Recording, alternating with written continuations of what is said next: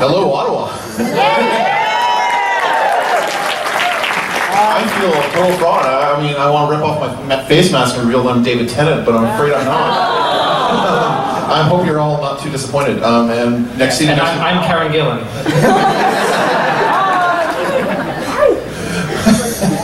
He gets that all the time. Welcome. Welcome to a panel we call Who's 50. My name is Graeme Burk, and well, you might call it Who's 50. I call it Oh My God, look at these people. So I'm Robert Smith. That's Smith with a question mark. And we're the author of this fantastic book, which is called Who is the Doctor?, which is a guide to Doctor Who, the new series, which covers everything from the first Eccleston season through to the wedding of her song last year. So it's a complete guide to the new series, and it's a fabulous book, if we do say so ourselves. Well, actually, it just won an award, so yeah. Other people read it. Yes, it's award-winning.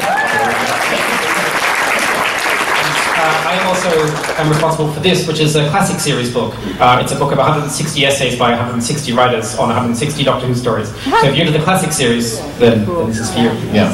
And we're writing an upcoming book in October called Who's 50, which is being published by UCW Press, which is a guide to the 50 Doctor Who stories you should watch before you die. Yes! So it's a guide to both classic and new series shows. And we've got fantastic postcards here, actually. And if someone wants to give them out to people, we'd be grateful. But so anyway, someone want to give them out? Okay. Thank you, Doctor. We appreciate it. So and we have someone else to help you. Great, fantastic. So those are the plugs. And oh, it's 3 doctors. 3 doctors. Front row, man. Front row. 3 levels of doctors. Hello. So on. The Doctor's crossed his own time stream to be here. Yes, it's fantastic. So, anyways, so we're here to talk about Doctor Who and its 50th anniversary. Actually, I think we're here for a very good reason, which is that Doctor Who is the best show on television. Robert stole my line, but that's okay, because it is. It is. So, mostly this is going to be a time for you guys to ask us questions, and we'll ask you guys some questions, but, so I wanted to ask... I think if you have questions, there's a question mic at the front, so just form a line. Yeah. All right, be orderly with the postcards, please. I guess the question I'm going to ask for Robert first is why do you think Doctor Who is the greatest show in the world? And what do you think is it about Doctor Who that's made it last for 50 years? Because the show was only intended to run for 13 episodes originally on British television in 1963. So obviously, it somehow managed to do something right. So what was it? Yeah, I think William Hartnell, who played the first Doctor, he said he thought it could run for 5 years, and everyone thought he was crazy, but that was 45 years ago. And like, oh my God, it's 50 years! Like, this is amazing. And somebody said to me the other day, I said, like they were talking about Facebook. I said, there's only 3 things really on Facebook. There's cats, there's Game of Thrones, and there's Doctor Who. And I'm like, yeah, fair enough. That's it. I think what makes Doctor Who so amazing is it's so versatile. It can be anything, and it is. You never really know what type of story it's going to be each week. The Doctor steps out of the TARDIS, and it could be a Western, it could be a comedy, it could be some space opera, who knows what it is. And that, to me, is the genius of Doctor Who. It's just always something different. It's always versatile. And I think it's kind of pushing the edge all the time. It's not just sort of like, oh, we figured out what we are, we'll just be that every week. It's always trying and changing. And sometimes it falls on its face, and that happens. But I think that's the price you pay for something that's very experimental, very versatile, very, very dynamic. So we see that these past 6 weeks, we have a story like The Bells of St. John's, which is more of a kind of a cool kind of urban thriller, and then you have The Rings of Akaton, which is like Dune, and then you have Hyde, which is a haunted house story, and then you have Cold War, which is like it's an alien on a boat, and so it just always changes itself. It's always different each week, and that's kind of exciting. I think the other thing that's really great about Doctor Who is the Doctor himself. I think he is, without a doubt, one of the most charismatic lead characters in a television show ever.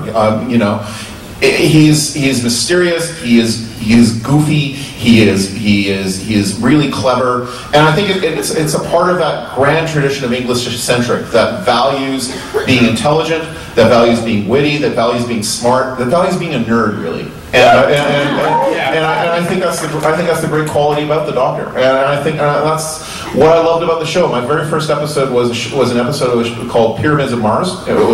And I watched it in 1984 because I'm so much older than the rest of you, and I just fell in love with the Doctor. And when I first watched it, because Tom Baker was just so magnetic and so he was just so funny and but so intense, and that's been true of all the incarnations of the Doctor. Yeah, I think for me actually, it's, that falling in love with the Doctor. What's amazing about Doctor Who is it happens over and over again. And I feel like, I fell in love with the Doctor when I first started, when I was 6 years old. And then again, and then again, and then again. And then the new series came along and I fell in love all over again. And then, Matt Smith comes along and you fall in love all over again. And I guess that it's that sense of renewal, that I guess regeneration of not only the Doctor himself, but also the series. Because it's constantly being reinterpreted by new people. And so, it's not like the same people are making it who made it even 5 years ago. It's got this turnover of behind the scenes people and in front of the camera. And so you just, if you enjoy this now, that's great, you're really loving it. A little while later, something else is going to come along. And then you've got something new, something like that's quite different again. And I think that's really exciting because it's like, even if there's a period of Doctor Who I don't particularly love, even I pretty much like all of Doctor Who, but if there's a bit that I don't, absolutely love, I'm like, something else will come along and I'm sure I'll love that, which pretty much happens. So if you had to sum up Doctor Who, what was great about Doctor Who in one word, what would it be, Robert? In one word? In one word. TARDIS. TARDIS, huh?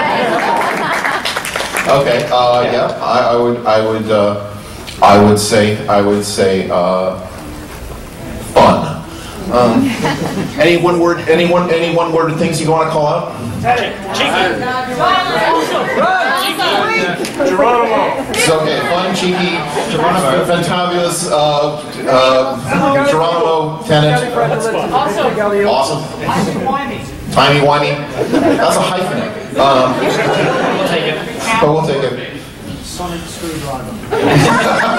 If you say it very fast, it's one word.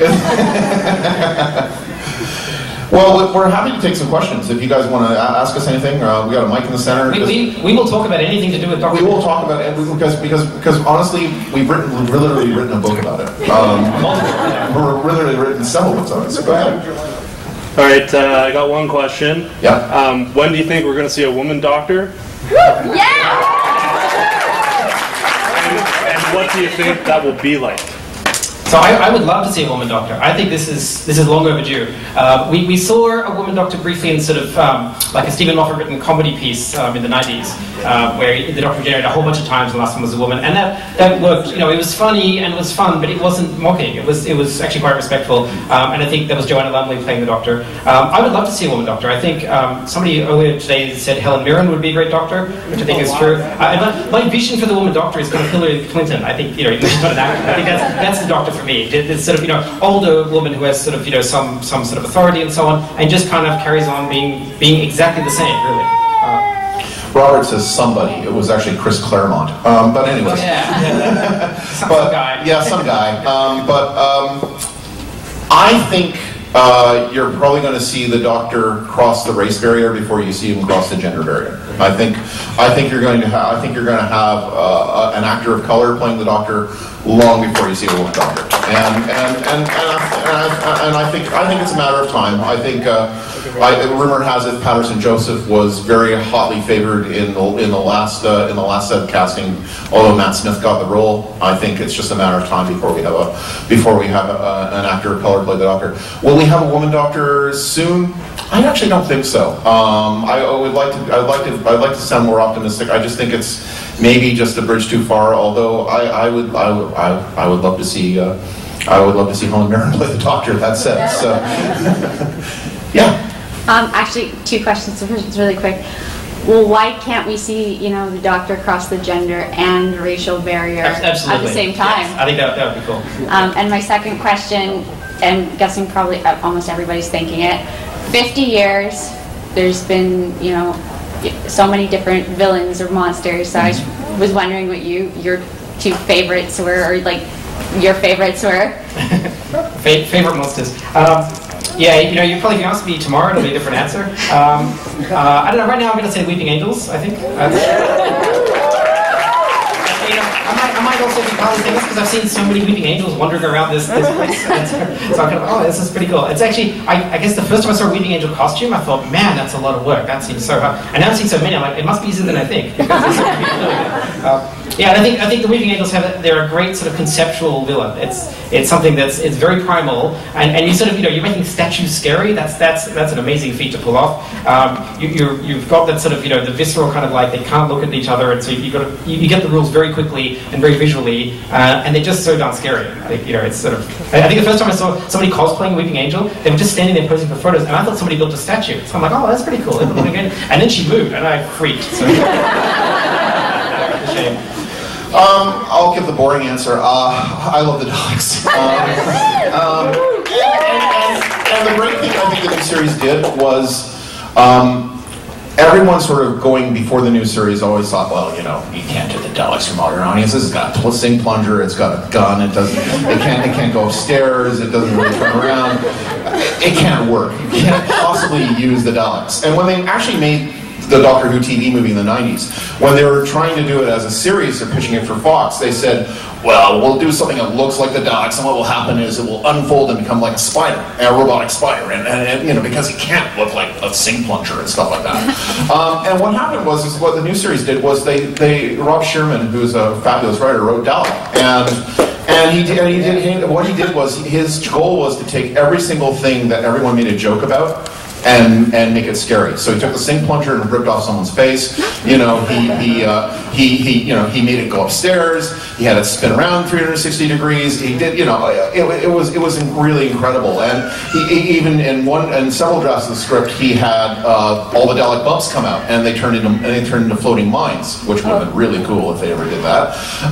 So there was lots of really cool things that were, and suddenly these jokey 1960s looking monsters suddenly became really kind of scary and kind of cool. And I knew suddenly Doctor Who had arrived. The moment I knew Doctor Who, I was at a barbecue and I was listening to two guys talk, and they were saying, yeah, they're like robotic tanks and they're really scary. And I thought, what are you talking about? And then suddenly I realized they're talking about the Daleks. Oh my God! This is my show! This is incredible! So yeah, it was really great moment when you sort of suddenly realized that suddenly you're watching something and the Daleks were really scary. And I think that's what made the Daleks so popular in 1963 when they first debuted. They just didn't look like anything on television. They didn't look like a Robbie the Robot kind of walking on two legs kind of thing. They glided and they looked like they were kind of mechanically operated, and it's just so different. And I'm glad that when they brought back the Daleks, and you watch a story like Asylum of the Daleks now. And the Daleks are still scary. It's great. So yes, I'm going to go with the boring answer of the Daleks. And I think as for your first question, I think you pretty much answered it yourself. So there you go. Thank you.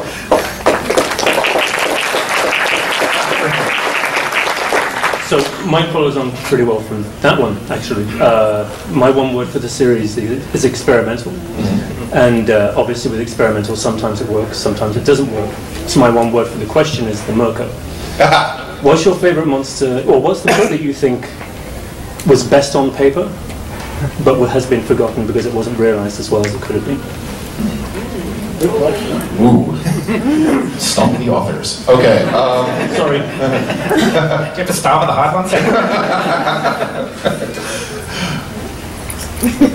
Yeah, I mean something like Kroll is a good idea. Kroll was in the Graphic series. They went, let's have the biggest monster we've ever thought of, and they sort of did it by filming an octopus and then superimposing it over the screen, so it looks like it's towering over the horizon. They didn't quite get it to match up, so it looks a bit fake. And then they tried to. The problem is the biggest monster ever has to interact with the cast. Said it was in 1978 or something. So they had tentacles kind of coming out of a hole in the wall. So that the realization is lacking. But I think for me, one of the things about Doctor Who is that sort of they're just not afraid to try these things. And you would think that sort of Doctor Who in the 70s, when inflation was soaring and props and things were getting more expensive every day because of all this stuff. And it kind of became known a bit as a sort of a cheap version of Star Wars, and yet they were still going for things like this. So let's do the biggest thing we've ever done.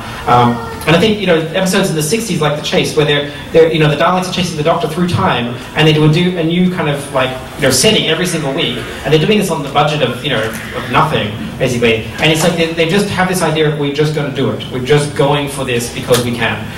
That's what I love about Doctor Who. And I guess as you say, it's the experiment that doesn't always work, but I think in the failing of it, it's still just as interesting. interesting sometimes is when it does.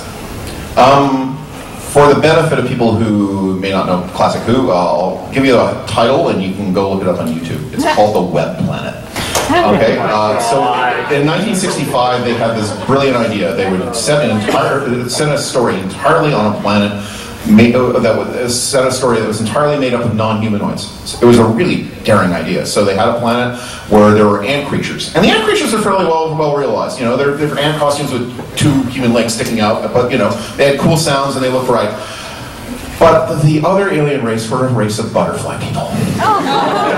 They were called Menoptera, and they, if you look at, I don't know, a school play where you dress up a 7-year-old in a costume made of felt and foam rubber, and you know, make some foam rubber wings, and sort of the rest of it's kind of felt. You pretty much have the costume design of the Menoptera, pretty much there. And they had this sort of weird way of talking where they would say, Barbara, Ian, we are the Menoptera, and you couldn't even understand them on top of it. And on top, and then this gets even better. They had them fly. They had Kirby wires on them, and they made them fly.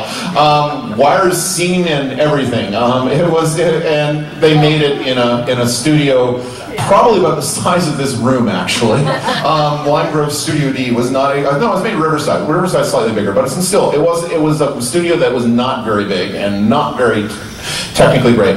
But I think what Robert says is true. In spite of all that, it's a weird story, and it's deeply bad in many ways, but in other ways it's really good. You read they did a novelization of this book, of this story, and the novelization is a wonderful science fiction book.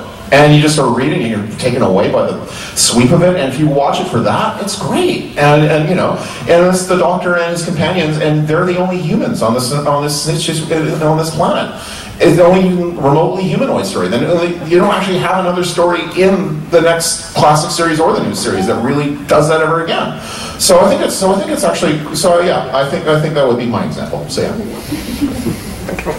Cool. My question is, if the Doctor wasn't around, which monster do you think would take over the universe, would be like the supreme ruler of everything?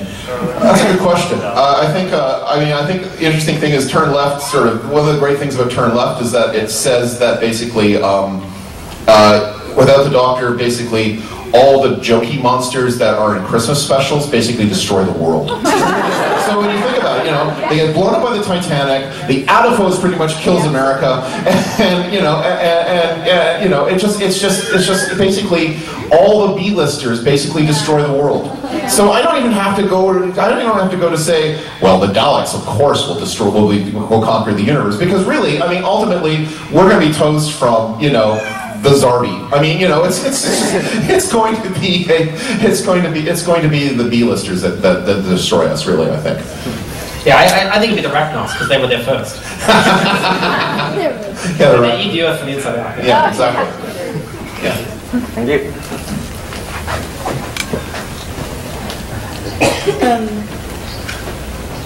In the end of time, right after Matt Smith regenerated, he said that he thought he was a girl, and then after he was disappointed that his hair wasn't ginger. That's right. Do you think that might mean something for the next regeneration?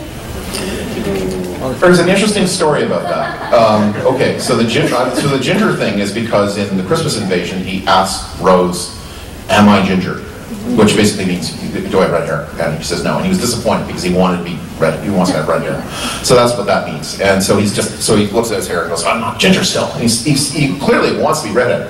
There's an interesting story about that. I don't know whether this is true or not. This is one of those fabled fan myths that get talked about, but it's so good, I'm going to tell it to you all. So anyways, so apparently there was some kid who, in Britain, being ginger is actually something you get teased about a lot, being redheaded. And here too, okay. Which is a shame because I love red hair. I kind of look at myself every day and go, still not ginger, damn it. So I guess one boy saw it and the doctor said, "Am I ginger?" And the boy cried and walked out of the room, and they didn't see what happened next. And so the mother wrote the BBC and said, look, how do you do this? Da, da, da. And so they sent back a DVD of the show. This is all complete rumor. I have no idea if this is true. This is one of those things where it's legendary and it could be good or it could be true, but who cares? It's a lovely story. So they sent back the DVD and said, watch the whole scene. And what happens next, of course, the doctor says, oh, I always wanted to be Ginger. And they wrote back, and they wrote and said, because really, Doctor Who loves everybody. And I just went, oh, I don't care if it's not true. I still wanted to cry. So so I think that's what that means. But you're right. He obviously is wondering. He does check his atoms out to see if he's a girl. So obviously there must be some regenerative capacity to turn into a girl. Who knows? Maybe next time. Yeah, I think a ginger girl. There we go. Karen Gillan for next Doctor. So earlier you mentioned that you got into Doctor Who through the Pyramids of Mars, and you also talked about Robert Shearman writing Daleks. So I know you look into the backgrounds of the episodes. Yeah. Who's your favorite Doctor Who writer? And what do you think makes the best writing element of a Doctor Who episode? What writing aspects of a Doctor Who episode make it best work? Good question. Good question. Yeah. I'm kind of going for a hybrid answer, which is I think the most perfect Doctor Who writer is some mysterious hybrid of Russell T Davies and Stephen Moffat.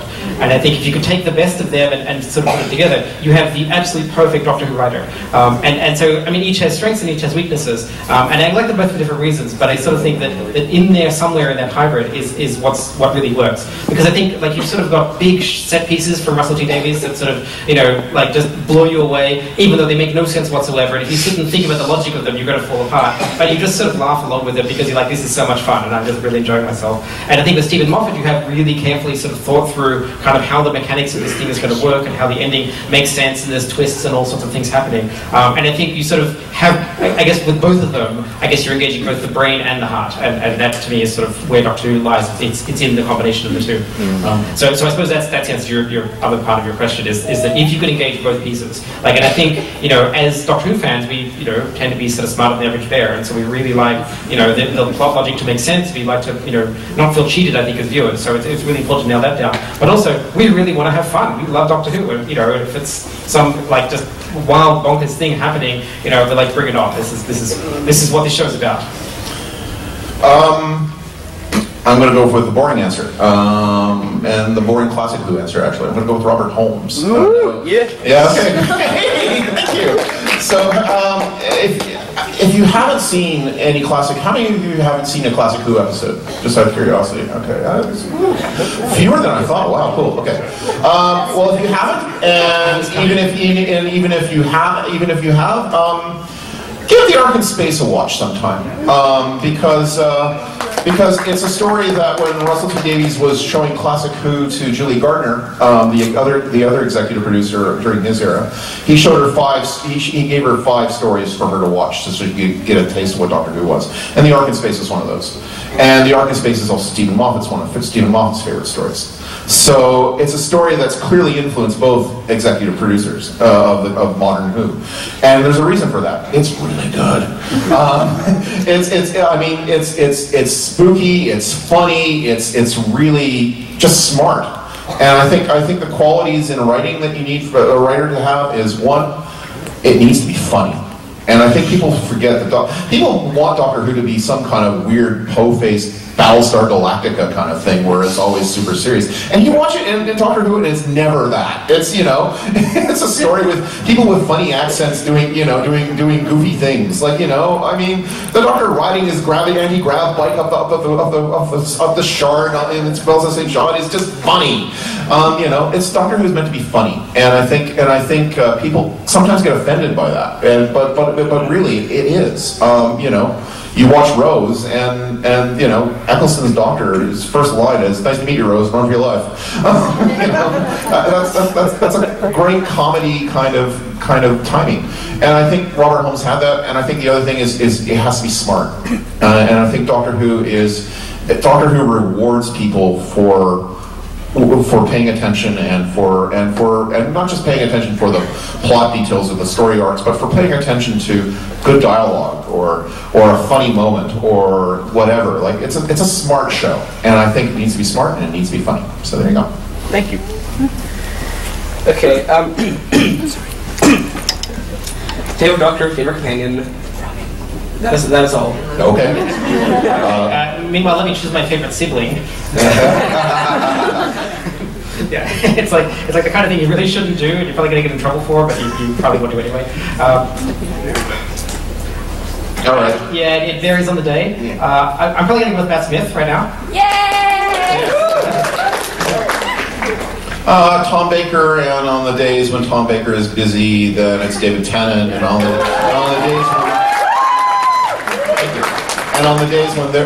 days when they're not free, then I'd probably say Peter Davison. So yeah, so I'm trying to keep all the bases covered. But like Robert, I like them all. You know, we just did a book where we went through all 50 years of Doctor Who's history and all 11 Doctors, and yes, there's many of you have a postcard for it, and there's just always something great. Favorite companion, without a doubt, Sarah Jane Smith. There you go. With an honorable mention to Rose Tyler. So yeah, I'm doing one of those. Yeah. Yeah, favorite companion. I'm liking Clara a lot. Yeah, I think so. I don't know. I might even say Sarah Jane Smith, or maybe Ace. It's really hard to nail it down because there's so many great companions and so many great doctors. And, Oh, Donna would be on. Donna would be on the days that Sarah and Rose were away for sure for me. Yeah. Thank you. Hi. Hello. I have two questions. Okay. One, who do you think Clara is? Okay. And two, do you think Romana and Susan are dead? Okay. Yes. Rose and so answer your first question. Okay, we got a Dalek.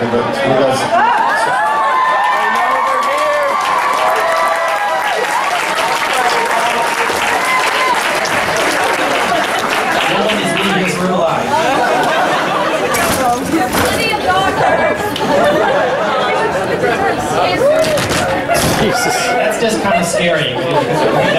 Yes. So to answer your question, while the Daleks are surrounding us, what was your first question again? Who do you think Clara is? What do I think Clara is? I think. Okay, this is my own theory. Okay, my theory is that somehow Clara's mind is still in whatever the Wi-Fi is captured in whatever the Wi-Fi kind of thing that the Great Intelligence has, and I think echoes of her are being broadcast through time in some weird timey-wimey way. I think it plays into it. I don't know all the payoff. I think there's more that we're going to see, but the fact that they actually paid Richard E. Grant to sort of, show up to do a couple of lines at the end of Bells of St. John says that the Great Intelligence plays a part in this somehow. So I think that's definitely it. That's my best theory.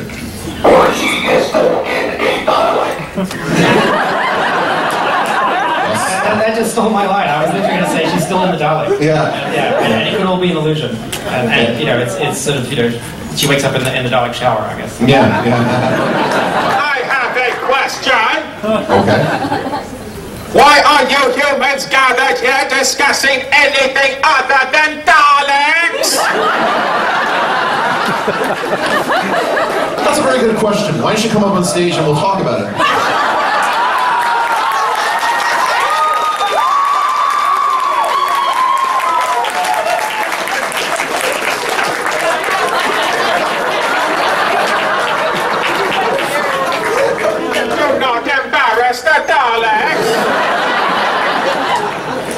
You already made Daleks in Manhattan. That ship has sailed.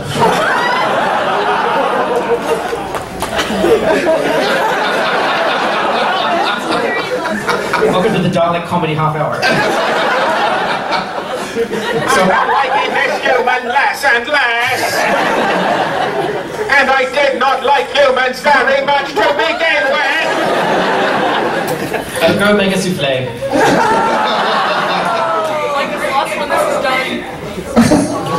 So, to answer the second part of your question, are Romana and Susan still alive? Yes, I think so, because Romana, unless the Time War was so great that they went and drafted, you know, Susan from the 21st century Earth, and they went to E-Space and Shanghaied Susan, Romana into service. I think they're still where they were, and I think I totally disagree. Okay. No, there you go. I don't think they're alive, and the reason not, because it makes the Doctor's arc more powerful if they're not. And it's like, yeah, obviously we'd all like to, you know that our friends were sort of safe and so on, but I think it really, the new series, right from the very beginning, works so well because he's the last of the Time Lords, and that's what makes it so powerful. And when they play with that a bit, like when the Master comes back and so on, that's explicitly what they're doing. They're saying, okay, what if there was one other, and you sort of see how that plays out. And it works because he's lost everybody, and he's even lost his granddaughter and his former companion and so on. There are no more Time Lords. But if he is the last of the Time Lords, why is he so difficult to kill?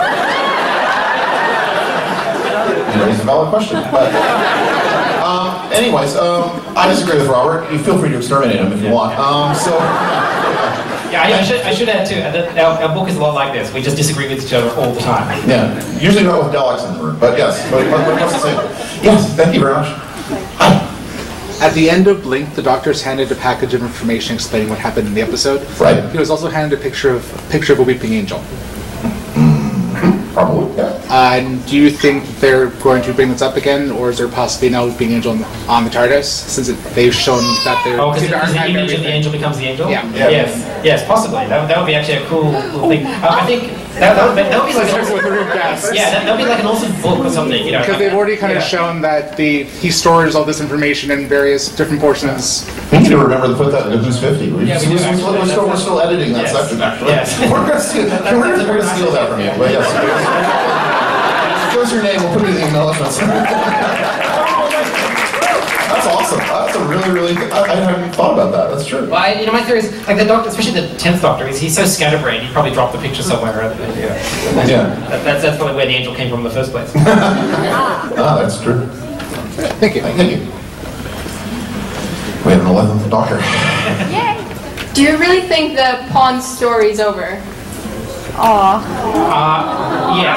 Yes, for the most part. There could be cameo appearance. I don't know anything about what's happening in the future, but I think on the whole it wraps up very nicely, and I think it's actually in a way good to sort of see the beginning, middle, and end of the story, because then it's like you sort of know what that is. The Doctor had his time with Amy and Rory, and then it's over, and he can move on. And I think if you keep going back to it, it sort of weakens actually the power of it. So it's like, as I said before, sometimes it's like, oh yeah, I'm sad about that, but that's a good thing, because if it was just sort of ever like going, you wouldn't actually have time to actually feel what it is you feel about it. So I think actually that's what helps us sort of feel those feelings about well, it's over, and I'm kind of sad about that. Yeah, I'm kind of with Robert on that. I think the you look at Rose and what happened with her, like, it was a very final breakup, to the point where in Britain they did a show called the 50 Saddest Breakups in television, and it ranked #1 with all the soaps and all the dramas ever, which I thought was really cool actually. But they when they brought back Rose in Series 4, it kind of in some ways, it was nice to see her back, but it also kind of in some ways sort of negated that good that was done from having her. And I think doing that with the Pawns would do the same. I think it was nice to have in some ways I think the Pawns should have actually have left at the end of God Complex. I think they pretty much had written them out, and so but then we kind of had like 6 encores of it's like one of those concerts that never ends. I thought that at the time, but the Asylum of the Daleks kind of like when they're splitting up and the Doctor brings back together, it's so awesome that I feel like it was worth it for that. Yeah, that's true. Yeah. That's true. Yeah, but that's a good question. Thanks. You are not discussing enough Dalek-related subjects. We'll see what we can do. I am becoming bored. All Dalek units, we are leaving. We are. Mobilize. Dalek slaves, open the doors. Ladies and gentlemen, that was the Daleks.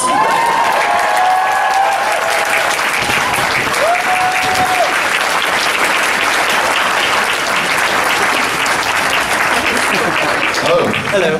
I want to preface just by saying I'm so fresh with Doctor Who. I've just started watching it. I've not seen A Weeping Angel. I've only just seen Cybermen. Okay. So I'm way in on this. Thank you. Two quick questions. First of all, if you were to recommend some of the DVDs of the old stuff, do you have any particular one or two that you might recommend? Well, if you can wait until October, we actually have a book about this, actually, which is actually coming out, which is actually started by people like you asking us, well, which stories would you recommend on DVD?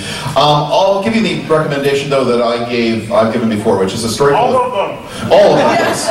But there's a couple, and Robert might have a couple to suggest, but I'll suggest two. One is a story called The Face of Evil. It's a story from 1977. It features a fourth Doctor and a companion named Leela. It's a wonderful story. It's sort of somehow we have. I apologize for music. Murray Gold of the Galaxy. One thing first, we're not discussing enough Daleks. You shall be exterminated.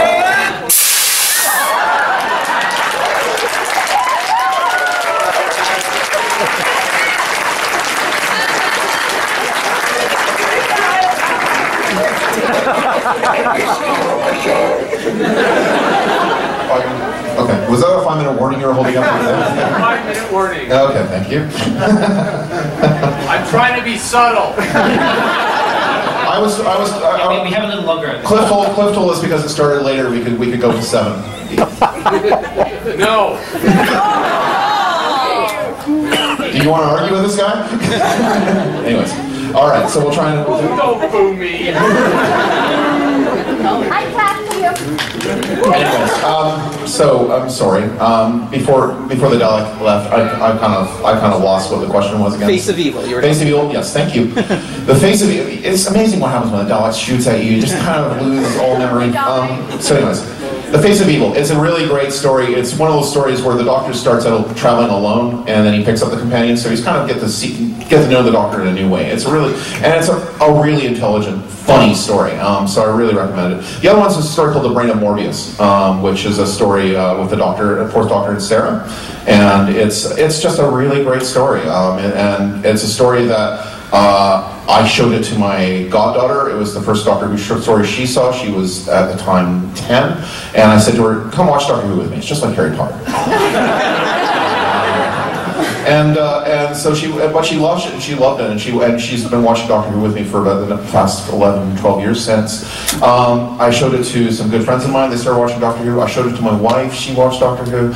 So it's a good standby story for a good classic series stories. But yeah, those are the two I'd recommend. I don't know, Robert would recommend. Yeah, I think actually there's something to be said for watching some stuff in order, and it doesn't mean necessarily at the beginning because that's black and white and that's quite a bit older. Although actually I've done that recently with this book, and I hadn't done that before, and it was really awesome. But you could pick something like the first Tom Baker story and just kind of watch them in order, because then you kind of really get a sense of how it progresses. Mm-hmm. And actually one thing we did with this book was our editor for the book, who was sort of watching the stories as we went. She'd never watched Classic Who, and so she watched them sort of, we started at the beginning, watched the first couple, and then sort of through, and she became a rabid Classic Who fan. It was so exciting to see somebody who was just into the new series really get into it, and I think that's partly because she kind of watched it through. And so my sort of sense is, pick a Doctor you think you like, start at the beginning, and then just go with that, because that'll help, rather than jumping around. Because I think jumping around gives you a very different view of the series, and if you can just go for it. Yeah. Thank you. Yeah. All right. Oh, I'm a bit short. So I know he wasn't very well received the first time, but now that we're nearing the 12th incarnation of the Doctor, what do you think about the Veil Yard coming back? Yes, we maybe should explain this a bit for. Yeah.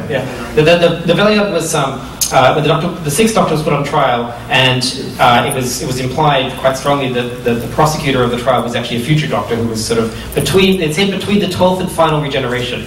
And they originally had said between the 12th and 13th regeneration, and they changed it before airing, which actually means they were kind of laying some hint that there might be more than 13 regenerations.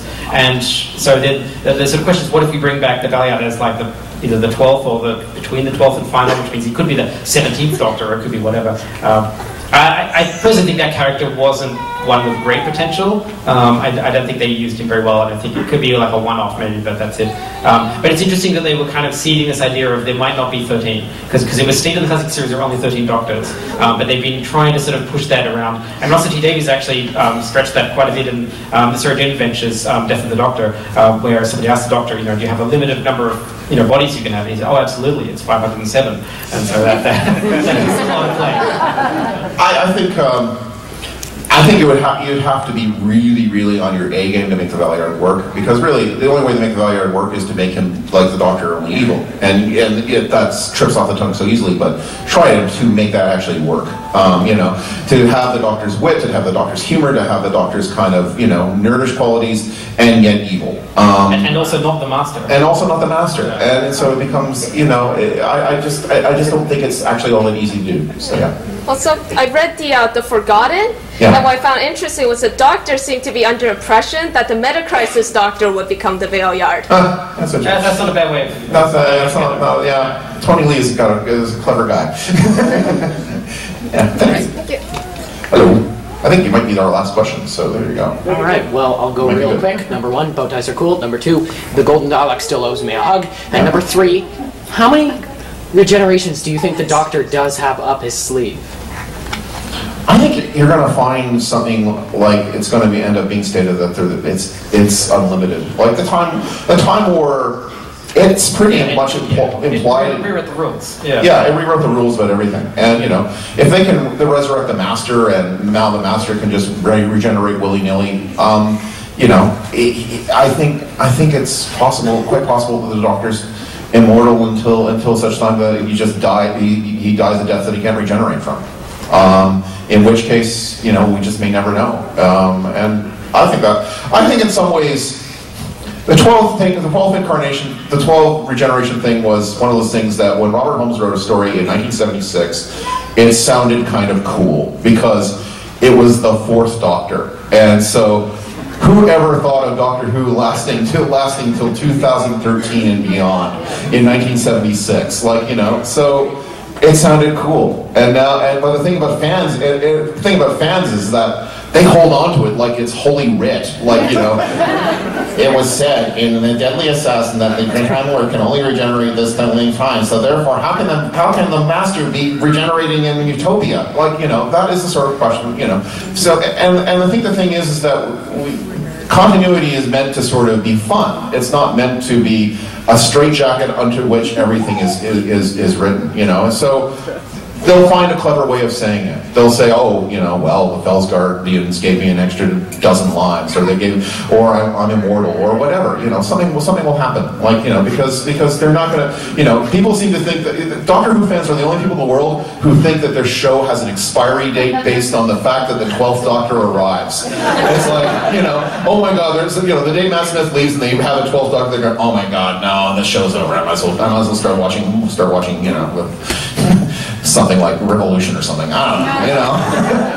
Yeah. Actually, I've changed my mind on this. I used to think that it was a throwaway line in 1976, and so it's not really mentioned in the show much. I think it's in Mordred Undead. It's explicit how many lives he has left because he's about to give them up and so on. But it's basically not really mentioned. It's mentioned always in the media, like when the media sort of wants to write an article about Doctor Who, they sort of often start by he's a Time Lord with 13 lives. So that it's sort of outside the show much more than it is inside. And I used to just sort of think, we'll get there and there'll be the 14th Doctor will be walking around and no one will bat an eyelid. But it actually occurs to me recently this actually gives you a really great scope for a good story arc.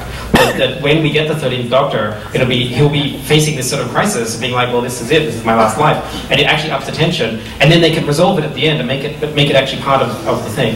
And I think that would be actually a really great way to go if you actually bring it front and center again. So thank you. And I guess just a last question for Robert, and then we're back to me. What do you want to see in the 50th anniversary special come this November? Okay, so what I would like to see is something not like any other previous anniversary special. I suspect I'm not going to get it, but what I would like, and I know nothing, I'm a complete spoiler-phobe, so don't tell me anything, because I know nothing at all, and I actually often don't even know episode titles when I sit down to watch it, because I just love seeing Doctor Who fresh. So I would just like to see, a completely original story that just told a great story that was a big idea. about Doctor Who. I know, and I'm sure they're not going to do that, but that's what I would like. But because I think, to me, the power of Doctor Who is not that it has so much baggage behind it. Right? It does, and that's fun. And I love Doctor Who since I was very, very young. But and I love all the old stuff. But I actually prefer Doctor Who to be more fresh and original, I think, than even we get. Because I think going back to the well means you're sort of stuck in the past a bit. I'd like to be moving forward, having our own monsters and our own sort of stuff, which we have some of now, but less than I would like. I'd love to see a very original take on the 50th anniversary. A sort of wholly standalone kind of thing. I'm sure we're not going to have it, but I want something with David Tennant. Job done. But I also want something that's funny and bright and all the and witty and goofy and just full of spectacle. And I think we're going to get that too. So that'll be kind of exciting. Well, this is it. So thank you very much. I just wanted to point out that we have copies of our lovely books for sale, and we'll be standing outside afterward if you want to buy it. It's $20. We'll happily sell it to you, and we'll be selling them at the Doctor Who Society of Canada table tomorrow. Look for the giant Dalek. Look for the giant Dalek. Thank you so much.